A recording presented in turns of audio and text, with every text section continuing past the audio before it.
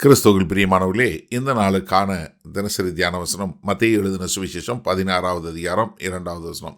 மத்தேயு 16:2, Matthew 16:2. அவர்களுக்கு அவர் பிரதியுத்தரமாக, அஸ்தமானமாகிற போது செவ்வானம் இட்டிருக்கிறது, அதனால் வெளிவாங்கும் என்று சொல்லுகிறீர்கள். இப்போ எப்படி ஆண்டவர் என்ன சொல்றாரு? உங்களுக்கு இந்த இயற்கை அடையாளங்களை பார்க்க முடியுது. அதாவது நீங்கள் என்ன பண்ணுறீங்க?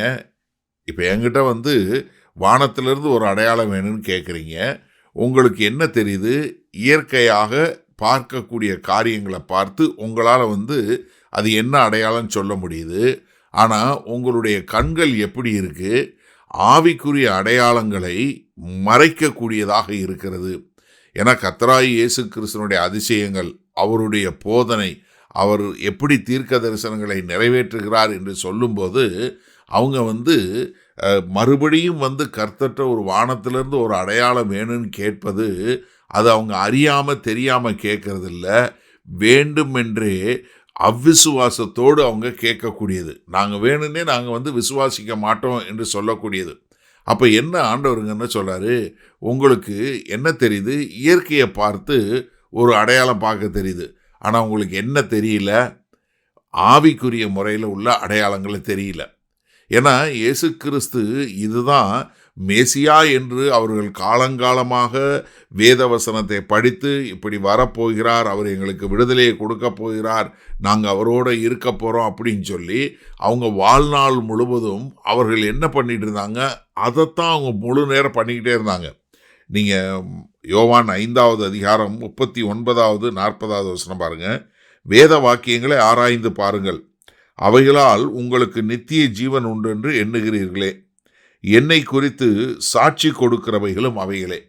என்ன, நீங்கள் உங்கள் வாழ்க்கை முழுவதும் இந்த வேத வசனத்தை படித்து இந்த வேத வசனத்தில் சொல்லப்படுவது யார், அவரை அறிந்து கொள்ள வேண்டும் என்று சொல்லி நீங்கள் தேடுறீங்க. அவர் சொல்லி இருக்கிறது என்னை பற்றி தான் சொல்லியிருக்கு.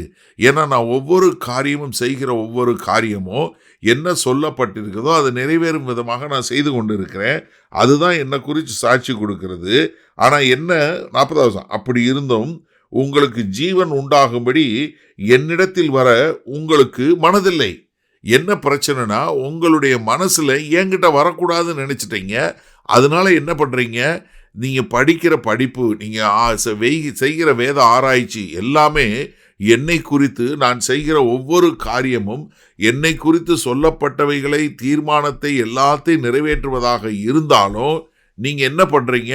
என்கிட்ட வரமாட்டேங்கிறீங்க. மாறாக நீங்கள் என்ன பண்ணுறீங்க?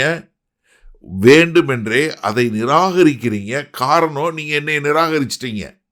அப்போ உங்களுக்கு என்ன வேண்டுமென்றே நீங்கள் இதை நிராகரிக்கக்கூடிய மக்களாக இருக்கிறீங்க அப்படிங்கிறது தான் இங்கே ஆண்டவர் சொல்லி கொடுக்குறாரு. சரி, இதனால் அந்த வசனத்தை நம்ம எப்படி எடுத்துக்கொள்வது? அதாவது ரொம்ப ஒரு அருமையான காரியம். எனக்கு அருமையானவர்களே, இந்த டிவைன் மூமெண்ட்டுன்னு சொல்லுவோம் இல்லையா, கர்த்தருடைய நேரம், ஒரு நேரம் வருது நம்ம வாழ்க்கையில், எல்லாருடைய வாழ்க்கையிலையும் ஒரு நேரம் வருது. அதை தயவு செய்து நம்ம மிஸ் பண்ணிடக்கூடாது. ஏன்னா நீங்கள் என்னைக்கு அந்த டிவைன் மூமெண்ட்டை நீங்கள் தவற விட்டீங்கன்னா, நீங்கள் என்ன தெரியுமா செய்வீங்க?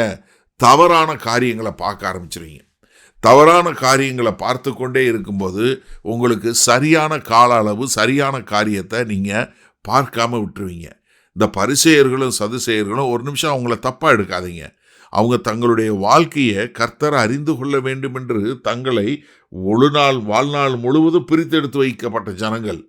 வாழ்நாள் முழுவதும் தங்களை எந்த ஒரு காரியத்தினாலும் தீட்டுப்படுத்தி விடக்கூடாது என்று தங்களை அவ்வளவு கவனமாக பார்த்து கொண்ட மக்கள். எதுக்காக? நாங்கள் கர்த்தருக்கென்று வாழ வேண்டும் என்று வாழ்வதற்காக தங்களை ஒப்பு கொடுத்த மக்கள். ஆனால் அதே கர்த்தர் பண்ணும்போது அவர்கள் அவரை ஏற்றுக்கொள்ளவில்லை. இது எப்படி தெரியுமா இருக்குது? நாங்கள் பிரிட்டனில் இருக்கிறோம். இங்கே இந்த வெதர் ஃபோர்காஸ்ட் இருக்கு இல்லையா, வானிலை அறிக்கை சொல்லக்கூடியது. இப்போ இந்தியா மாதிரி கிடையாது. இப்போ எங்கள் ஊரில் பார்த்தீங்கன்னா ஒரு ஹவருக்கு வெதர் மாறும். அதனால் நாங்கள் எல்லாருமே இங்கே டெய்லி வெதர் ஃபோர்காஸ்ட் பார்த்து தான் போவோம். ஏன்னா காலையில் பயங்கரமாக மழை பெய்யும், பார்த்தா வெதர் ஃபோர்காஸ்ட்டில் பார்த்தீங்கன்னா அடுத்த அரை மணி நேரத்துக்கு அப்புறம் வெயில் அடிக்க போகுதுன்னு இருக்கும். பார்த்தா சாயந்தரம் அவ்வளோ பளிர்னு வெயில் அடிக்கும். இல்லை காலையில் நல்லா வெயில் அடிச்சுட்டு இருக்கோம், பார்த்தீங்கன்னா அடுத்த 1 ஹவரில் மழை பெய்ய போகுதுன்னு இருக்கும், பார்த்தா அடுத்து அப்படி மழை பெய்யும். அதனால் நாங்கள் வெதர் ஃபோர்காஸ்ட் பார்த்தா எல்லாமே செய்வோம். இப்போ வானத்துக்கு மேலே மழை பெஞ்சிட்டு இருக்கும்போது நம்ம வெதர் ஃபோர்காஸ்ட் ஆப் எடுத்து பார்த்தோம்னா எப்படி இருக்கும்? அப்படித்தான் இவங்க செய்கிறாங்க. எனக்கு அருமையானவர்களே, நீங்கள் எப்படி பார்க்குறீங்க? இப்போ இருக்கிற காலகட்டத்தில் நீங்கள் வெளியரங்கமான காரியங்களை பார்க்குறீங்களா? தேவனுடைய காலங்களை பார்க்குறீங்களா? வல்லபிதாவே, இந்த அருமையான நல்ல நாளுக்காய் நன்றி. இந்த நாளிலும் ஆண்டவரே, இயற்கையான காரியங்களை பார்த்து அநேகர் ஆண்டவரே தங்களுடைய விசுவாசத்தை கெடுத்து கொள்ளக்கூடியதமாய் ஆண்டவரே அவ்விசுவாசத்தில் போகக்கூடிய காரியங்களை பார்க்கிறோம். அவர்கள் உண்மையாய் வேத வசனத்தை ஆராய்ந்து பார்த்து உம்மை ஏற்றுக்கொண்டு உமக்கென்று வாழ எங்கள் தேவன் கிருபையும் இரக்கமும் பாராட்ட வேண்டுமாய் இயேசு கிறிஸ்துவின் மூலம் ஜெபிக்கிறோம் ஜீவனுள்ள வல்ல பிதாவே, ஆமேன்.